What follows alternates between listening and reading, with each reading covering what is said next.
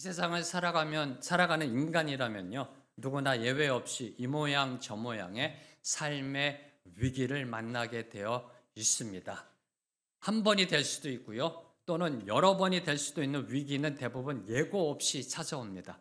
이 위기라는 것은 대부분이 예고 없이 찾아오게 되어 있습니다. 물론 예상되는 위기도 있습니다. 예상되는 위기도 있지만 절체절명의 위기, 그 위기는 언제나 느닷없이 갑자기 우리의 인생 가운데 찾아옵니다.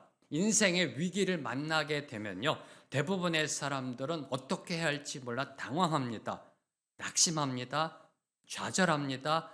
절망합니다. 그 자리에 주저앉게 앉기도 합니다. 때론 주위의 가족들에게 치명상의 아픔을 입히기도 합니다. 이것이 우리 인생 가운데 닥치는 위기의 모습입니다.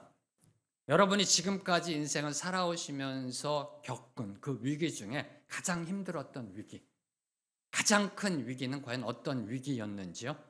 한번 잠시 묵상해 보시기 바랍니다. 내 인생 가운데 정말 힘들었던 위기, 정말 큰 위기는 과연 어떤 위기였을까?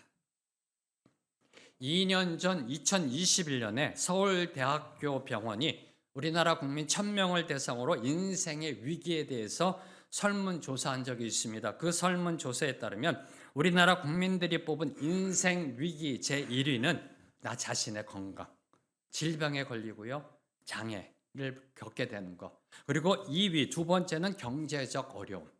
그리고 세 번째는 과도한 업무 피로. 그리고 그 뒤를 이어서 가족의 건강, 사고 또는 재해, 자녀 양육 문제, 실직, 구직 등이 그 뒤를 이었습니다. 이런 위기들, 그 누구나 겪게 되는 삶의 위기들, 이 위기들을 여러분이 만나게 되었을 때 여러분은 어떻게 대처하셨는지요? 어떻게 대처하셨는지요? 이 부분에 있어서 제가 한번 인터넷 자료를 한번 쭉 찾아봤습니다. 인생의 위기를 만날 때 어떻게 대처해야 하는가? 쭉 찾아보니 여러 다양한 방법들을 제시하고 있더라고요. 그 중에 좀 공통되는 것들을 찾아보면 예를 들어 휴식하기. 네, 의외로 간단하더라고요. 위기를 만났을 때 어떻게 해야 되는가? 휴식하기, 성공의 기억 떠올리기, 기분 좋은 일 하기, 위기는 기회라는 사실을 명심하기 등등등 이러한 대처 방안들이 제시되어 있습니다. 의료 심리학적인 대처 방안들이 그중에서 특별히 제 눈에 들어온 거 제가 주목하게 된 것은요. 정신 분석 이론과 명상법을 결합한 종합심리요법의 세계적인 권위자 피에로 페루치라는 분이 있다고 합니다. 저도 처음 알았습니다. 네, 이러한 그 사이코신세시스라고 하더라고요. 네, 21세기 지금 최첨단 심리학적, 의료 심리학적 요법이라고 합니다. 종합심리요법의 세계적인 권위자 피에로 페루치라는 분이 미국 언론과의 인터뷰에서 한 말입니다. 그분이 이렇게 말씀하셨습니다. 집안에 우리가 보통 이 가정에 들어가면 집안에서 나 자신만의 안식처가 있는 것이 얼마나 중요한지에 대해 잘 알고 있을 것이다 라고 말씀하시며 우리의 마음도 이와 같은 쉼터가 필요하다. 이와 같은 쉼터가 필요하다라고 강조하셨습니다. 마음을 진정시킬 수 있는 그런 내면의 공간이 있으면 그 어떤 상황 속에서도 당황하지 않고 올바른 결정을 내릴 수 있다는 것이 이 페루치 박사의 요점입니다. 평소 명상을 하거나 자신의 내면에 집중할 수 있는 시간을 갖는다면, 그렇게 훈련이 되어져 온다면 갑작스러운 상황이 닥쳤을 때 돌발적인 예상치 못한 위기 가운데서도 유연하게 대처할 수 있는 능력을 발휘하게 된다라는 사실을 강조하였습니다. 한마디로 문제는 우리 내면에 있다는 겁니다. 위기가 닥쳤을 때 문제는 우리 내면이라는 겁니다. 어떻게 우리 내면의 평화를 유지하느냐가 위기 극복의 열쇠라는 것, 바로 이것이 여러 가지 방법들, 이야기하는 그 방법들의 핵심이더라고요. 네. 어떻게 우리 내면의 평화를 유지하느냐가 위기 극복의 열쇠라는 겁니다. 자, 그러면 여러분은 어떻게 내면의 평화를 유지하시는지요? 네. 이 부분만 해도 또 하나의 설교가 되겠더라고요. 이미 다 알고 계시잖아요. 어떻게 내면의 평화를 유지하세요? 네, 그 답은 주님 안에 거하는 것. 네, 주님이 십자가에서 평화를 이루셨으니까. 그분이 이 땅에 오신 목적이 땅에서는 하나님의 기뻐하심을 입은 자들 중에 평화로다. 네, 땅에서는 하나님의 기뻐하심을 입은 자들 중에 평화로다. 네, 어떻게 우리 내면의 평화를 유지하는가? 그분 안에 거하는 것. 그분과 함께 동행하는 것, in Christ. 네. 사실 우리 믿는 자들, 저와 여러분이 겪게 되는 그 인생의 위기의 본질은요, 저와 여러분 믿는 자들, 우리 성도가 겪게 되는 위기의 본질은요, 건강을 잃는 것이 아닙니다. 네. 직장을 잃는 것도 아니고요, 사업에 실패하는 것도 아닙니다. 우리 그리스도인들의 위기는요, 주님의 인도를 받지 못할 때입니다. 주님과 멀어질 때입니다. 네. 주님 안에 거하지 못할 때입니다. 그때 우리는 영적으로 방황하게 됩니다. 그리고 영적 우울증, 영적 빈곤, 영적 침체에 빠지게 되는 겁니다. 다시 말해 성령 충만하지 못할 때, 다시 말해 주님의 임재 안에 거하지 못할 때, 다시 말해 하나님의 말씀 가운데 살지 못할 때, 하나님과 멀어질 때, 그때 우리의 삶에 위기가 찾아오게 되어 있다라는 겁니다. 바로 이러한 관점으로 오늘 말씀을 살펴보려 합니다. 오늘 말씀은요, 이스라엘 백성들 앞에 블레셋의 침공이라는 그 국가적 위기가 닥쳐왔습니다. 이스라엘 백성 앞에 적군의 침입, 그 당시 그 대적 블레셋이 침공해 온 그 절체절명의 위기, 국가의 그 풍전등화의 그 위기가 닥쳐왔음을 보도하고 있습니다. 자, 이 위기는요, 저희들이 일반적으로 알고 있는 세상의 전쟁의 위기가 아닙니다. 그냥 일반적으로 세계 역사 속에 일어났던 그런 전쟁의 위기가 아니라 하나님의 백성 이스라엘이 맞닥뜨린 위기라는 겁니다. 한마디로 믿는 자들 앞에 닥쳐온 위기라는 겁니다. 자, 이 위기를 살펴봄 속에 세 가지를 저희들이 은혜 받고자 합니다. 첫째, 위기의 원인은 무엇인가? 왜 이스라엘 백성들은 이 블레셋 침공이라는 국가적 위기를 만나게 되었을까? 그리고 그 위기의 본질, 위기의 핵심은 무엇인가? 마지막 세 번째로 이 위기를 어떻게 대처해야 하는가? 이 위기를 어떻게 대처해야 하는가에 대해서 오늘 말씀을 통해 교훈받고자 합니다. 세 가지입니다. 위기의 원인은 무엇인가? 우리 믿는 자들에게 그 위기의 핵심은 무엇인가? 본질은 무엇인가? 세 번째로 어떻게 이 위기를 대처해야 하는가에 대해서 살펴보고자 합니다. 자, 먼저 1절에서 3절을 보면요, 블레셋이 이스라엘을 침공합니다. 그리고 유대 땅 에베스담밈을 침입하여 거기에 진을 쳤습니다. 특히 엘라 골짜기를 사이에 두고 이스라엘과 블레셋이 대치한 사실이 기록되어 있습니다. 1절에서 2절 말씀, 두 구절 말씀 함께 읽습니다. 시작.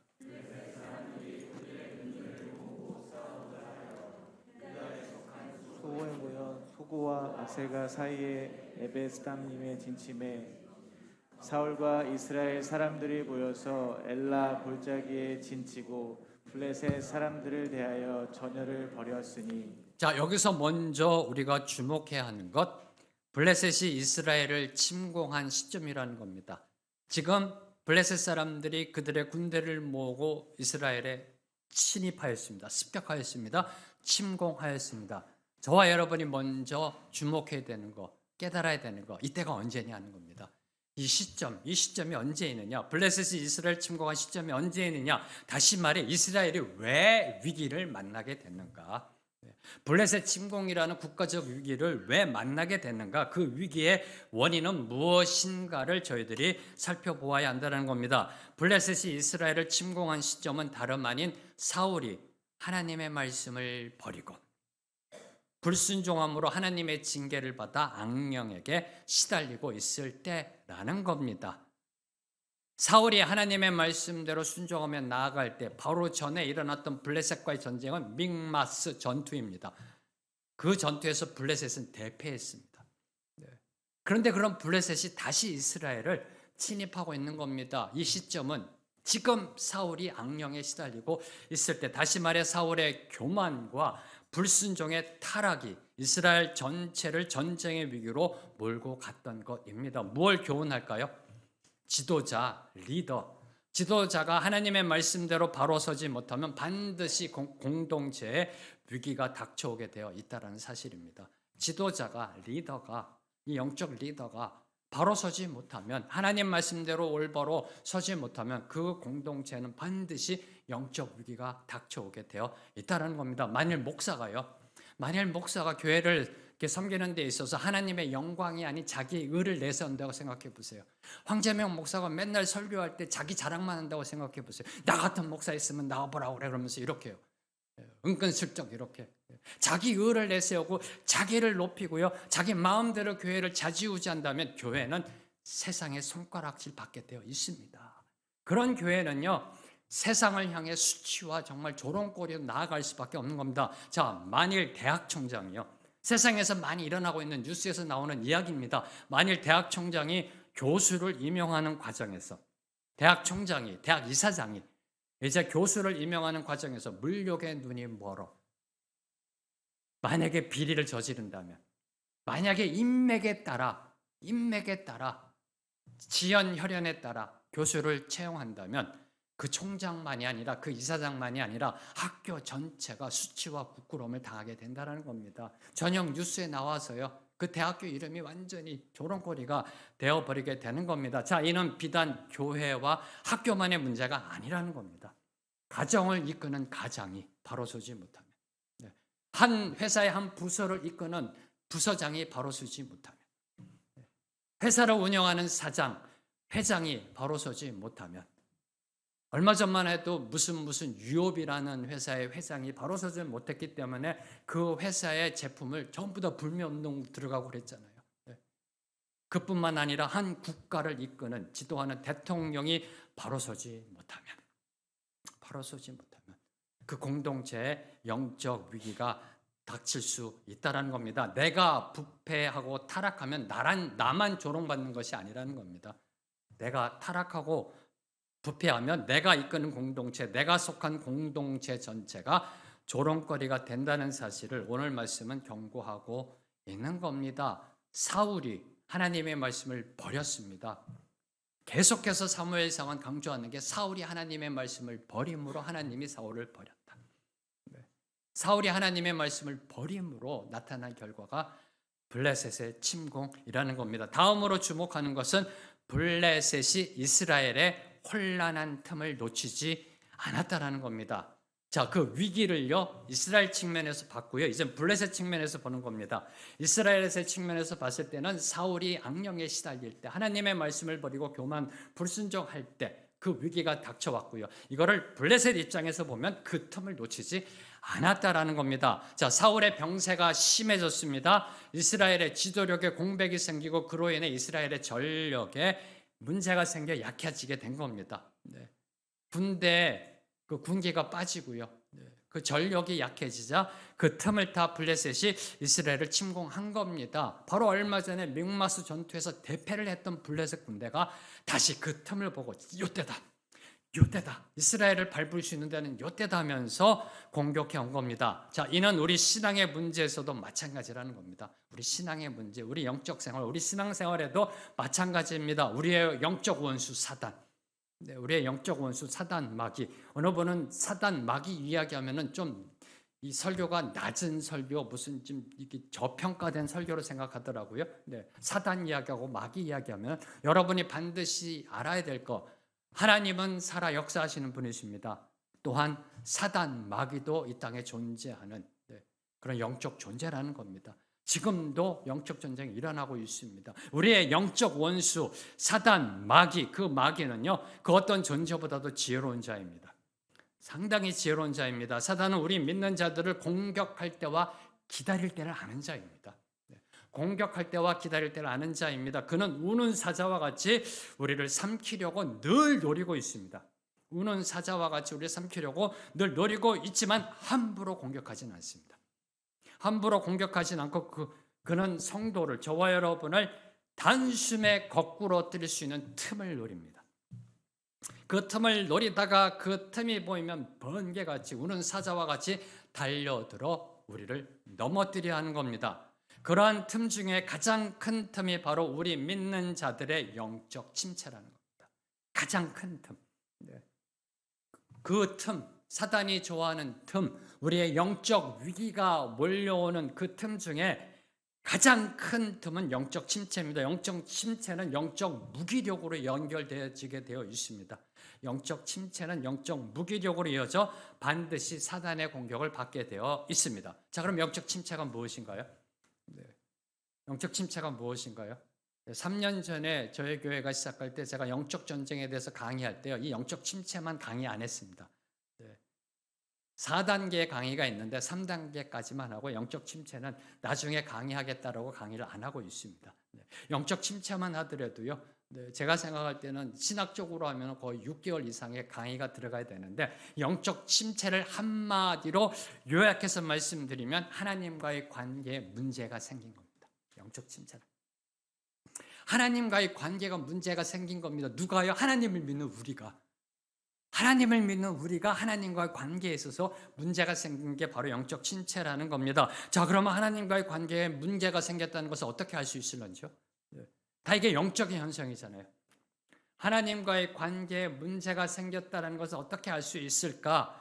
삶의 모습으로, 삶의 증상들로 나타나게 되어 있습니다. 하나님과의 관계에 문제가 생기면요, 우리의 삶 속에서 그 증상들이 나타나게 되어 있습니다. 그 증상 중에 무엇보다도 예배에 감격이 없다라는 겁니다. 그 증상 중에 가장 두드러지게 나타나는 증상은요, 영적 침체, 하나님과의 관계가 문제가 생긴 그 증상, 가장 두드러지는 증상이 예배에 감격이 없습니다. 예배에 참석해도 기쁨이 없습니다. 종교적 참석이 될 뿐입니다. 찬양을 해도 감동이 없고요. 설교를 들어도 은혜가 안 됩니다. 기도가 안 나옵니다. 그리고 말씀을 보는 것조차 귀찮아집니다. 힘들어집니다.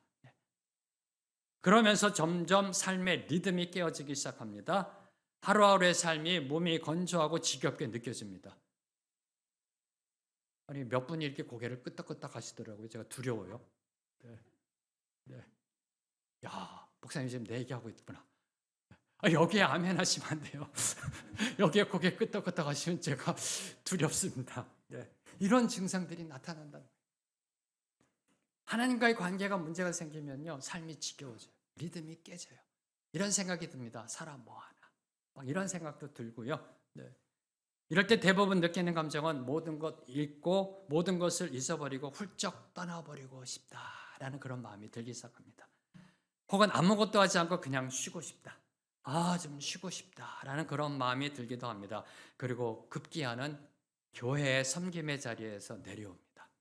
좀 쉬어야 되겠습니다. 내려놓겠습니다. 그러면서 방관자적인 자세를 취하게 된 이런 증상들이 나타납니다. 하나님과의 관계에 문제가 생겼을 때 이때가 제일 위험한 때라는 겁니다. 이때가 지극히 위험한 때라는 겁니다. 왜요? 사단의 공격 앞에 무방비 상태로 서 있는 모습이기 때문에. 사단의 공격 앞에 무방비 상태로, 우는 사자 앞에 무방비 상태로 서 있는 것과 같기 때문입니다. 하나님과의 관계가 바로 서지 못하면요, 하나님과의 관계가 바로 서지 못하면 영적 침체의 위기로 이어집니다. 그리고 그 위기를 극복하지 못하면 악한 영에 사로잡히는 결과를 초래합니다. 바로 이 모습이 사울의 모습이었던 겁니다. 바로 이 모습이 사울의 모습입니다. 자, 위기와 관련하여 또 하나 주목하는 것은 이스라엘과 블레셋이 엘라 골짜기를 마주하고 진을 치고 있었다는 사실입니다. 엘라 골짜기, 이스라엘 성지순례를 저하고 가신 분들은 꼭 저는 엘라 골짜기를 갑니다. 엘라 골짜기를 가서 보여드립니다. 이렇게 이쪽에 산이 있고 이쪽에 산이 있고 이렇게 지금은 이제 논과 밭의 평야로 이렇게 이어진 엘라 골짜기가 있습니다. 왜 여기에 진을 치고 있을까? 왜 여기에 진을 치고 있을까? 지금 블레셋이 이스라엘을 침공하여 에베스 담밈을 함락시키고 이제 엘라 골짜기를 두고 진을 치고 있는 겁니다.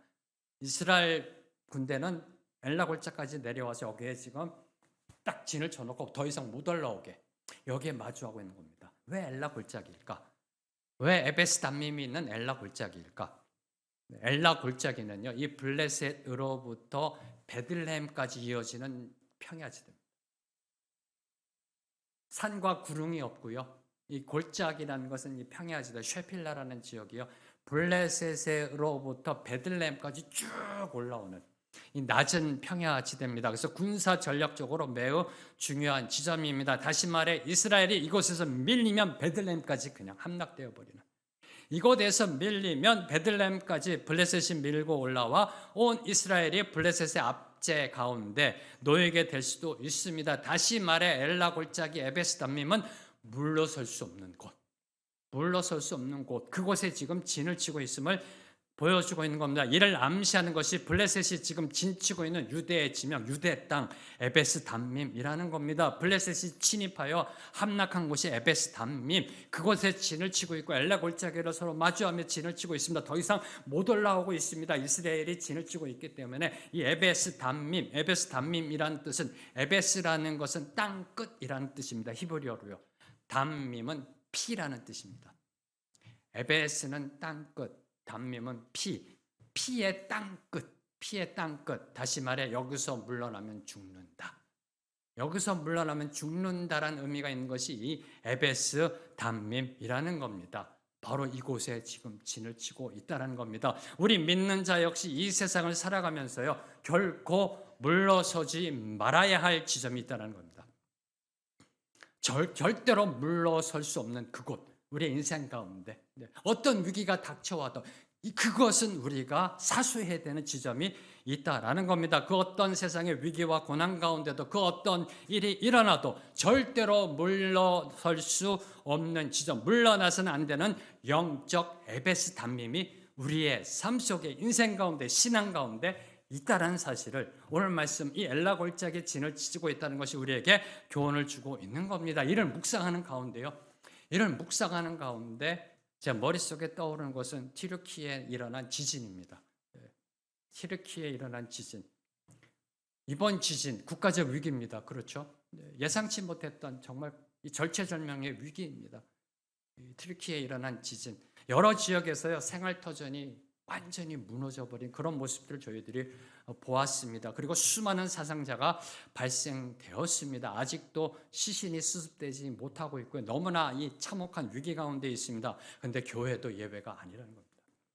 교회도 예외가 아니고요. 예배당이 무너지고요. 성도들도 다치고 목숨을 잃었습니다.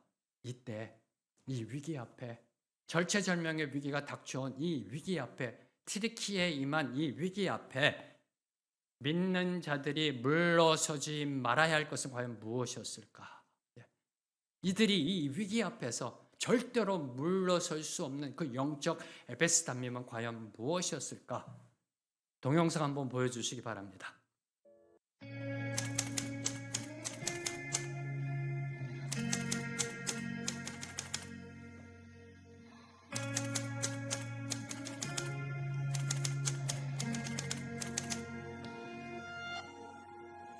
저희 교인 중에 한 명은 잔해 속에서 못 찾았어요. 그 점을 생각하면은 시체라도 수습해가지고 지금 장례라도 드려야 되는데 막 이런 생각의 슬픔과 또 많은 이런 자매들이 다 이렇게 살아있는 것 자체가 저한테는 너무 감사한 것 같아요. 무너진 예배당 앞에서 주일 예배 드립니다. 예배당은 무너졌어도 우리 예배는 아직 무너지지 않았다는 거죠. Yıllardır bu kilisemizde pazar günleri bu sözlerle ibadete başlardık. Ve iman ediyorum ki gerçekten Rab bizi seviyor ve oğlu Mesih İsa da bizi seviyor çünkü hayattayız. Eminim ki Rabbim bizimle ilgili planları vardır. Bu kiliseyle ilgili de planları vardır. Kilisemiz ne zaman tekrar kurulur bilmiyorum. Ama Rab dedi ki her kim 2 kişi benim adımla toplanırsa ben oradayım. Hepimizin başı sağ olsun. Herkese geçmiş olsun.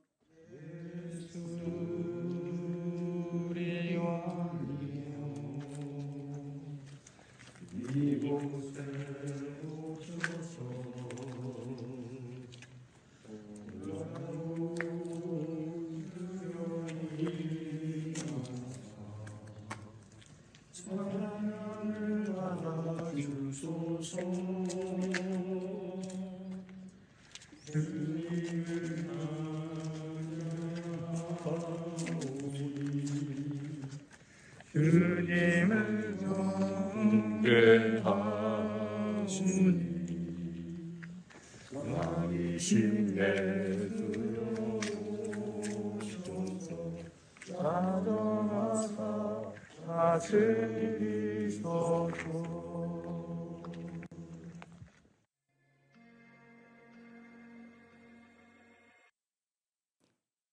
우리가 절대로 물러서지 말아야 할 것은 예배입니다.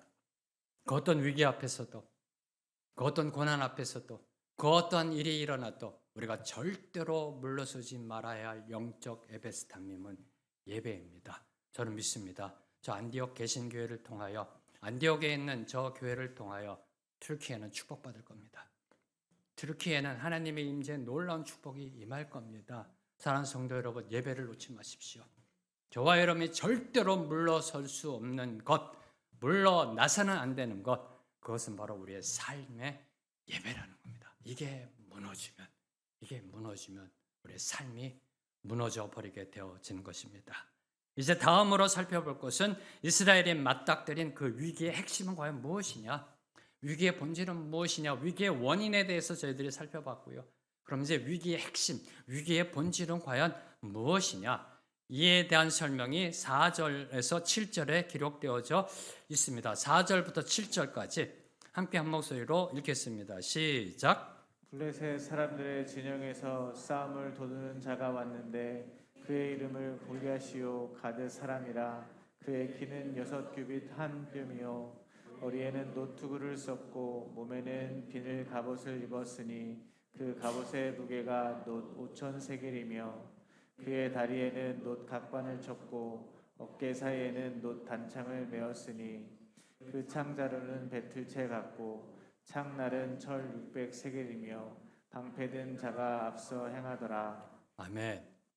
교회를 안 다니시는 분들도 다윗과 골리앗의 이야기 나옵니다. 바로 그 골리앗에 대한 설명이 소개되어 있는 구절입니다. 골리앗의 키는 6규빗 한 뼘, 약 3m. 3m. 네. 저 같은 사람은 이렇게 쳐다봐야 되겠죠. 이렇게요. 네. 3m에 달했으며 놋 갑옷의 무게가 놋 5천 세겔, 약 57kg. 57kg. 네, 저보다 한 10kg 정도만 빼면 될 것 같아요. 제 몸무게에서. 그리고 그가 가진 창날의 무게만도 철 600세겔, 7kg. 네, 어마어마한. 네. 골리앗은 일반인들이 상상할 수 없는 엄청난 거구에다가 당시 가장 뛰어난 신형 무기들, 최신형의 무기들로 무장한, 중무장한 괴력의 소유자였습니다. 그것도 머리부터 몸, 다리까지 갑옷으로 보호하는 완전 무장한 용사였습니다. 바로 이 골리앗.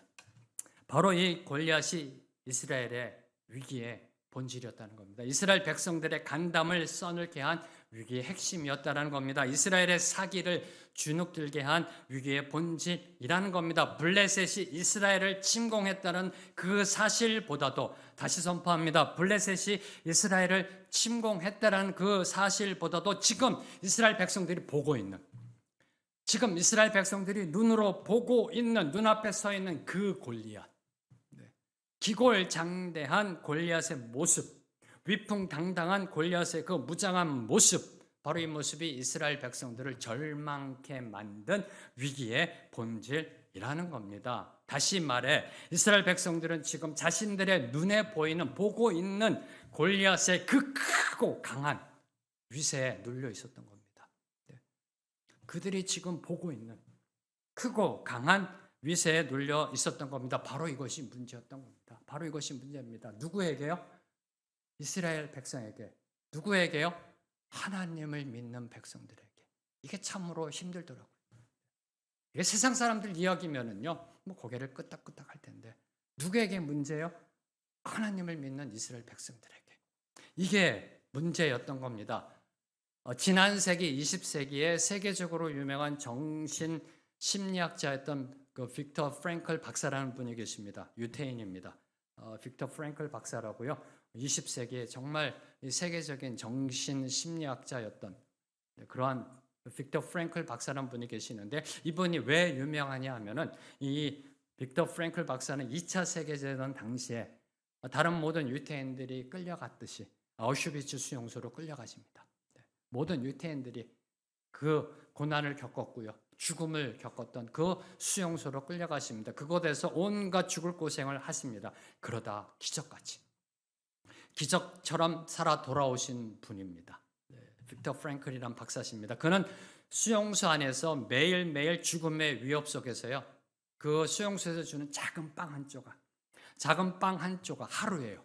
그 빵 한 조각을 갖고 연명하면서도 신앙의 힘으로 버텨내셨습니다.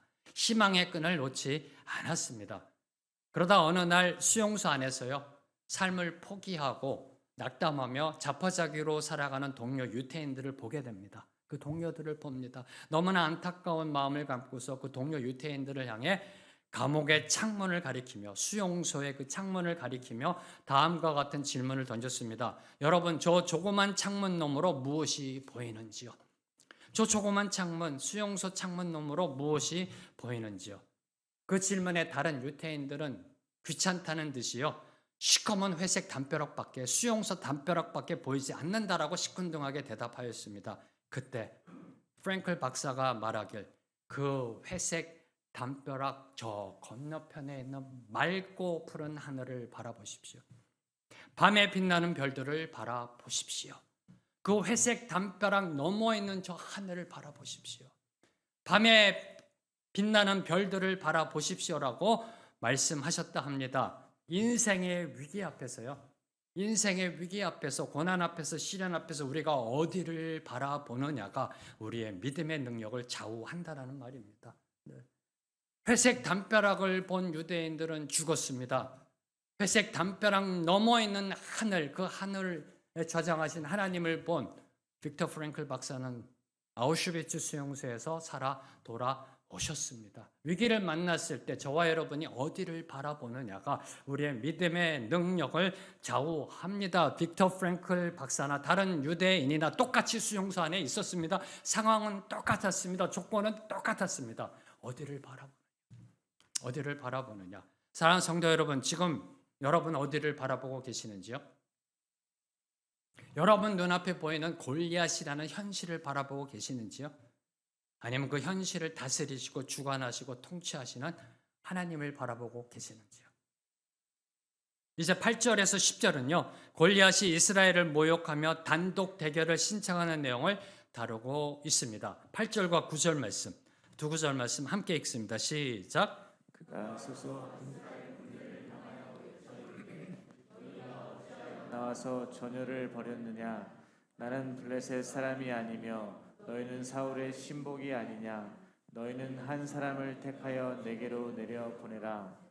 그가 나와 싸워서 나를 죽이면 우리가 너희의 종이 되겠고, 만일 내가 이겨 그를 죽이면 너희가 우리의 종이 되어 우리를 섬길 것이니라. 골리앗이 나와서 이렇게 외칩니다. 나는 블레셋 사람이다. 나는 블레셋 사람이다. 너희는 이스라엘 사람이 아니냐라가 아니라 너희는 사울의 신복이 아니냐. 나는 블레셋 사람이다. 너희는 이스라엘 사람이라고 얘기한 게 아니라 사울의 신복이 아니냐라고 모욕합니다. 이게 왜 모욕이 되나요? 이 신복이라는 단어가 노예, 종이라는 뜻입니다. 사울의 종, 사울의 노예. 나는 블레셋 사람인데 너희는 사울의 종이다. 하나님의 군대, 이스라엘 군대를요, 사울의 노예, 사울의 종으로 격화시키며 조롱하고 있는 겁니다. 그리고 노예라는 것은 원래 물건처럼 사고 파는 존재입니다. 그렇죠? 노예라는 것은 물건처럼 사고 파는 그런 존재이므로 지금은 너희들이 사울을 주인으로 섬기고 있지만 잠시 후면 블레셋을 주인으로 섬기게 될 것을 조롱하는 모욕이라는 겁니다. 이게 사울의 신복이고요. 바로 그 부분이 9절에서 내가 이겨 그를 죽이면 너희가 우리의 종이 되어 우리를 섬길 것이니라. 모욕합니다. 조롱합니다. 이런 모욕 앞에 그 어느 누구도 골리앗과 대적하겠다고 나서는 이가 없었습니다. 없었습니다. 그저 수모만 당하고 있었다는 것이 참으로 애통한 현실이었던 겁니다. 누구에게요? 하나님을 믿는 민족 이스라엘 백성들에게. 그럼 왜 아무도 나서지 못했을까요? 왜 아무도 대항하지 못했을까요? 11절 말씀. 11절 말씀 함께 읽습니다. 시작. 사울과 온 이스라엘이 블레셋 사람의 이 말을 듣고 크게 놀라 크게 두려워하니라. 놀라 크게 두려워하니라 이겁니다. 왜 대항하지 못했는가? 놀라 크게 두려워하니라.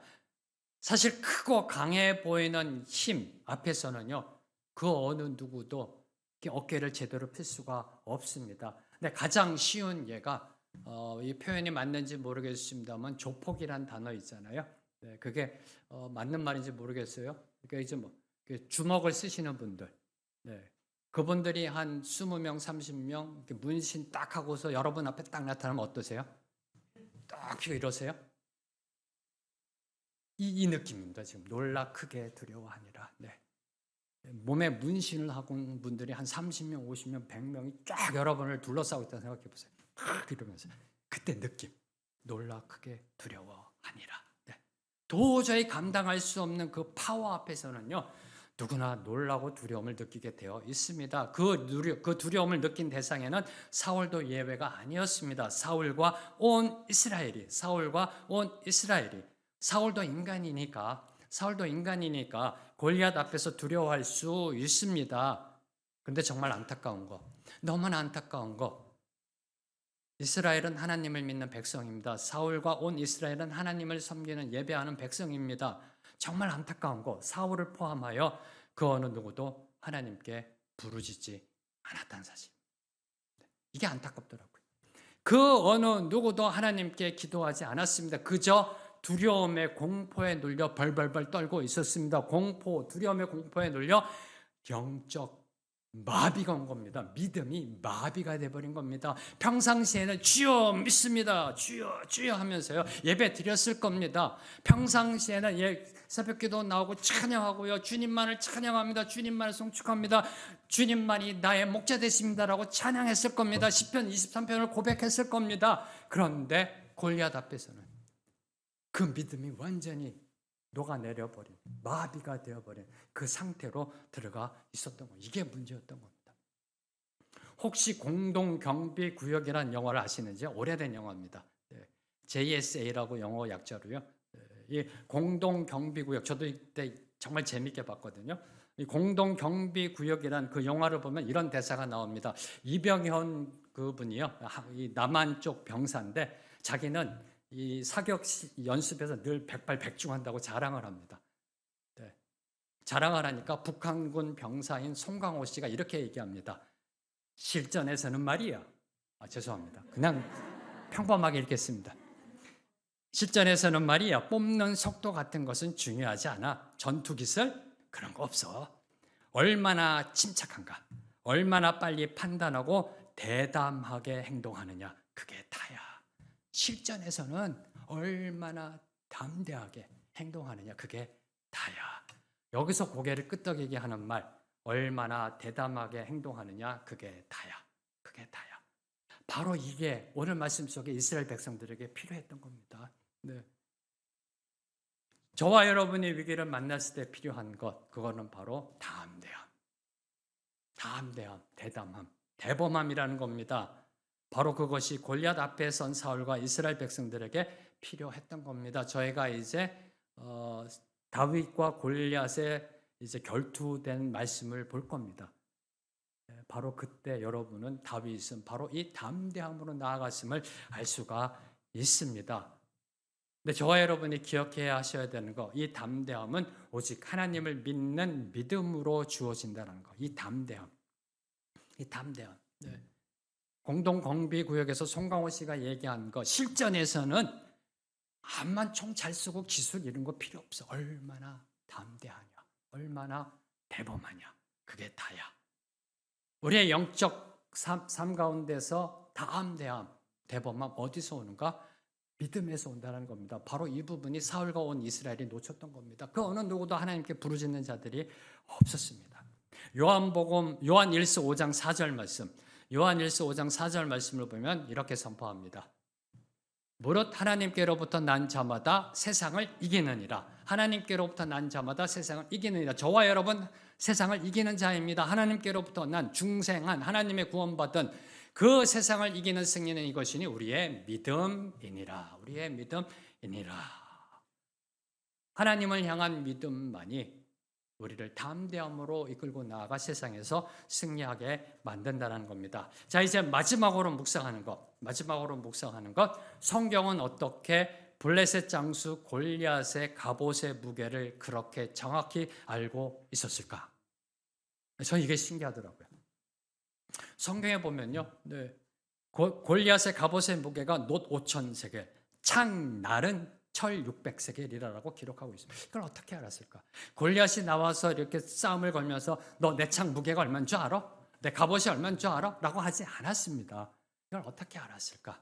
묵상하면서 내린 결론, 이는 그가 죽은 후에 갑옷을 이스라엘 백성이 전리품으로 취하여 무게를 달아보았기 때문에 정확하게 기록하고 있을 수 있는 겁니다. 그가 죽은 후에 이스라엘 군대가 그의 갑옷을 전리품으로 취하여 무게를 달아보았기 때문입니다. 세상적으로 볼 때요, 제 아무리 힘이 있고 돈이 있고 권세 있고 명예가 있다 할지라도 하나님이 아니 계시면, 하나님의 말씀대로 살지 못하면 결국 하나의 전리품으로 전락하게 된다라는 겁니다. 바로 이 사실이 암시되어 있는 것이 골리앗이라는 이름입니다. 골리앗. 골리앗이 무슨 뜻인가요? 골리앗. 이 이름은요, 문자적으로 떠나다라는 동사에서 유래된 명사 유랑자, 방랑자라는 뜻입니다. 골리앗이라는 것은 유랑자, 방랑자. 그 원 뜻은 문자적이면 떠나다. 자, 이 골리앗의 이름이 오늘 말씀 속에 기록되어 있습니다. 골리앗이라는 장수. 이 이름이 기록되어 있는 것은 그의 운명이 앞으로 어떻게 될 것인가를 암시하는 하나님의 영적 복선이었다는 겁니다. 떠나다, 유랑자, 방랑자. 바로 이 영적 복선을 이스라엘 백성들이 깨달아야만 했다는 겁니다. 자, 저쪽 블레셋 군대에서 함성을 지릅니다. 우리 골리앗 장군 나가신다. 골리앗 만세. 누구 나와봐라. 싸울 자 있는가 나와봐라. 골리앗, 골리앗, 골리앗. 이걸 이스라엘 백성들이 들을 때 어떻게 들었어야 되나요? 나는 떠나간다. 나는 떠나간다. 그 골리앗이라는 이름 자체가 떠나다니까. 나는 떠나간다. 그 골리앗을 향한 하나님의 섭리를 깨달았어야만 했다는 겁니다. 이 섭리를 깨달은 자가 다윗이라는 겁니다. 이스라엘 백성은 골리앗의 크고 강함을 보았습니다. 크고 강함을 보았지만 다윗은 골리앗의 약점을 보았습니다. 거구의 몸으로 70kg에 육박하는 갑옷, 70kg, 놋 각반도 차고 있었고요, 놋 투구도 있고요, 놋 그 단창도 있고요. 거의 70kg에 육박하는 갑옷을 입었으니 절대로 민첩할 수가 없었습니다. 그리고 한번 쓰러지면 다시 일어나기가 쉽지 않은, 바로 이것을 다윗은 노렸기 때문에 물맷돌 들고 그의 머리를 정통으로 맞춰서 정신을 잃게 하고 쓰러뜨리는 그러한 전략으로 나아갔던 겁니다. 앞으로 전개될 다윗과 골리앗의 결투는 무엇을 보지 못했으며 무엇을 봐야 하는지를 가르쳐주게 될 겁니다. 이제 오늘 말씀을 맺으며 질문합니다. 여러분은 이 세상을 살아가며, 아니 지금 여러분은 무엇을 보고 계신지요? 여러분은 무엇을 보고 계신지요? 이 세상을 바라보면 두렵습니다. 저는 솔직히 두렵습니다. 움츠려듭니다. 이 세상을 생각하면 여러분을 위한 기도가 그냥 나와요. 왜요? 고금리, 고물가. 야, 우리 성도님들 힘들지는 않으실까? 혹시 경제적인 문제는 없을까? 혹시 전기료 올라갔다고 그래서 고생하시는 분 없으실까? 이 경제적인 위기, 여당 야당 당파 싸움하는 지긋지긋한 싸움의 소리, 이념과 사상 이데올로기로 찢겨진 이 국가적인 분열. 얼마 전에도 뭐 수박 깨기가 이쪽에서는 하고 있고요, 뭐 이쪽에서는 뭐 이재명 구속시켜라 하고 있고요. 같은 대한민국 사람인데 이쪽 편 저쪽 편에서 서로 으르렁거리고 있는 이 국가적인 상황, 그리고 무엇보다도요, 부모가 자식을 죽이고 자식이 부모를 죽이는 이 가정 파괴 등의 이 사회학에 관영된 세상을 바라보면 두렵습니다. 세상을 바라보면 너무나 힘이 듭니다. 세상을 바라보면 바라볼수록 낙심하고 좌절하고 절망하게 됩니다. 어떻게 살아가야 하는지, 우리 자식들 앞으로 어떻게 이 세상에서 살아갈지 걱정됩니다. 염려됩니다. 근심의 두려움이 몰려옵니다. 그래서 그 두려움을 극복하고자 세상은 골리앗을 필요로 하는 겁니다. 크고 강한 것. 이 두려움을 극복하고자 세상은 골리앗을 필요로 합니다. 두려움이 커지면 커질수록 더 크고 강한 골리앗을 원합니다. 이게 세상의 모습입니다. 사랑하는 성도 여러분, 그러나 기억하십시오. 이 세상의 골리앗을 다스리시고 통치하시고 주관하고 계시는 분이 계시다는 사실 반드시 기억하셔야 됩니다. 그 어떤 골리앗도 통치하신다는 사실, 바로 그분, 골리앗을 주관하시는 하나님이 오늘 저와 여러분에게 이렇게 선포합니다. 아무것도 두려워 말라. 왜 놀라 두려워하느냐? 아무것도 두려워 말라. 하나님이 오늘도 저와 여러분을 지켜 보호해 주십니다. 하나님은 우리의 산성이시고 요새이시고 소망이시고 힘이 되십니다. 함께 한 목소리로 찬양하며 나아갑니다. 아무것도 두려워 말라.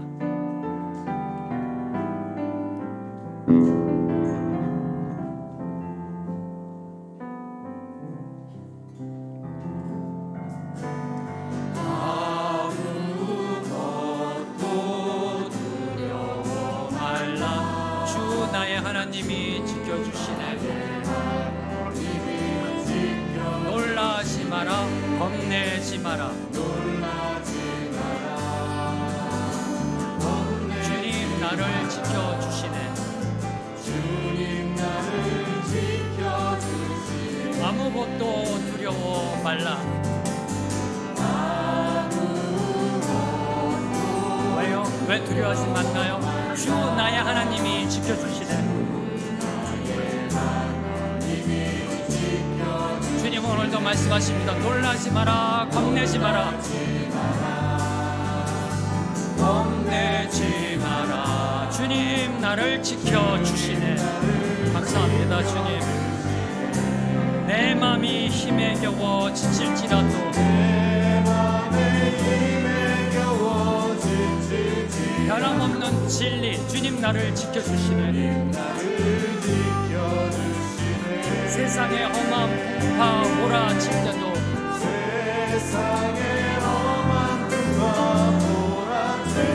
주님 나를 지켜주시네. 주님은 나의 산성이십니다. 주님은 나의 요새이십니다.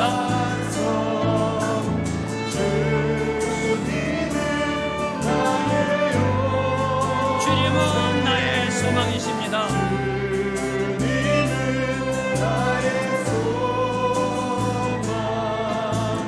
나의 힘이 되신 여호와 아무것도 두려워 말라. 아무것도 두려워 말라. 주 나의 하나님이 지켜주시네. 놀라지 마라, 겁내지 마라. 주님 나를 지켜주시네. 내 마음이 힘에 겨워 지칠지라도 내 마음이 힘에 겨워 지칠지라도 주님 나를 지켜주시네.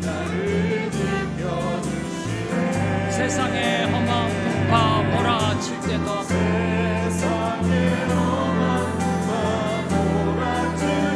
믿으시는 주여 주님 나를 지켜주시네.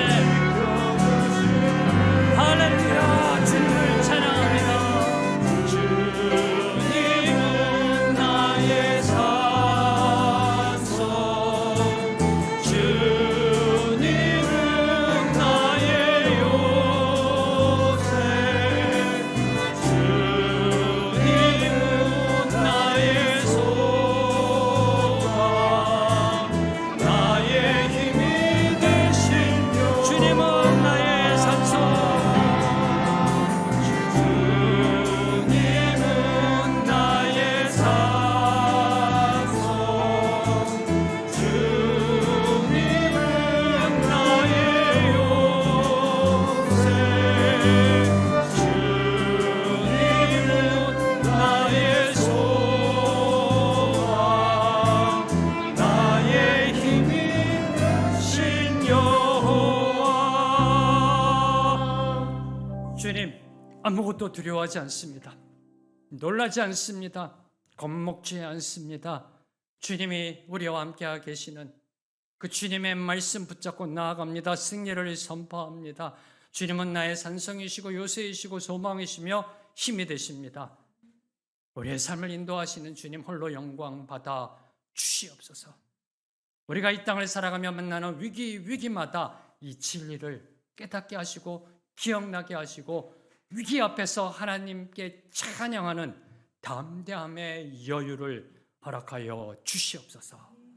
예수님의 이름으로 기도합니다.